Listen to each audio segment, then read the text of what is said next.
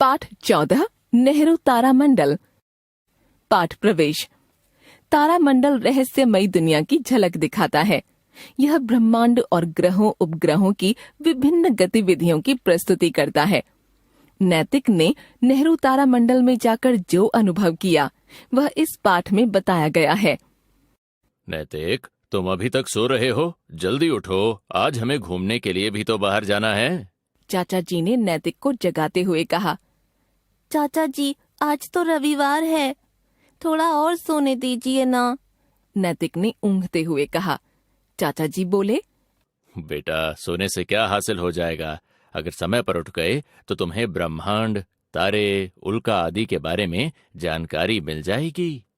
नैतिक की नींद तुरंत भाग गई। हम कहाँ जा रहे हैं? चाचा जी ने बताया। नेहरू तारामंडल।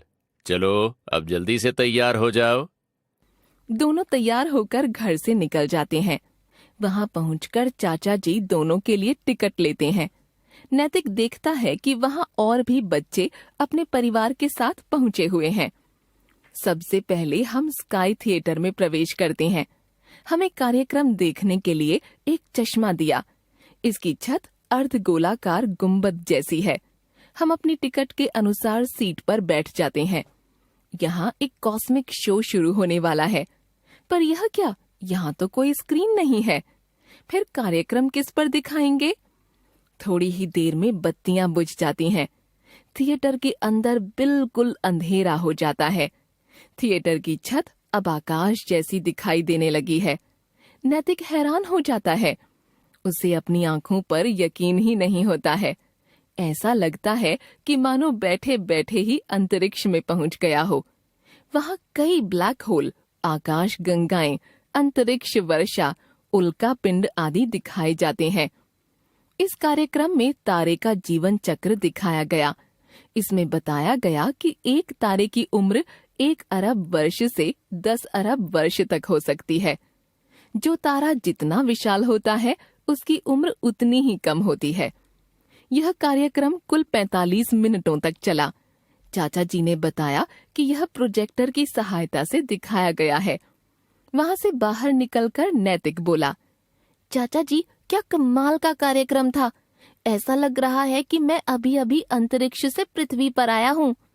चाचा जी मुस्कुराते हुए बोले, अच्छा, चलो अब प्रदर्शनी देखते हैं।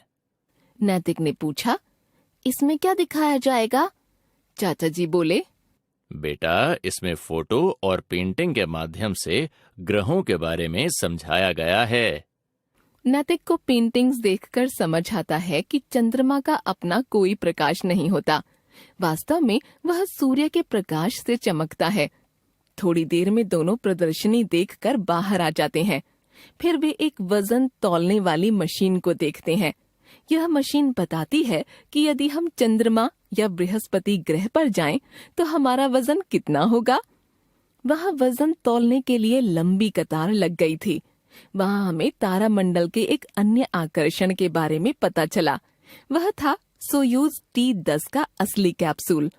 यह वही कैप्सूल है जिसमें पहले भारतीय अंतरिक्ष यात्री राकेश शर्मा अंतरिक्ष यात्रा के बाद वापस आए थे। यह देखकर नैतिक अपने मन में अंतरिक्ष यात्री बनने का इरादा मजबूत कर लेता है। बाहर निकलकर देखा तो वहाँ 2-3 दूरबीन रखे हुए थे। नैतिक पूछता है, चाचा जी, इनका क्या प्रयोग है? वे बताते हैं, बेटा, इनका इस्तेमाल सूर्य ग्रहण, चंद्र ग्रहण या अन्य खगोलीय घटनाओं की जांच और प्रदर्शनी के लिए किया जाता है। टीवी या समाचार पत्रों के मुकाबले अपनी आंखों से ऐसी घटनाओं को देखना काफी रोमांचक लगता है। वाह चाचा जी, तो आज हम इससे क्या देखेंगे? नैतिक ने खुशी से उछलते हुए पूछा। वे बताते हैं, बेटा, सूचना तो ये है कि अभी थोड़ी ही देर में उल्का पिंडों की बारिश शुरू होने वाली है।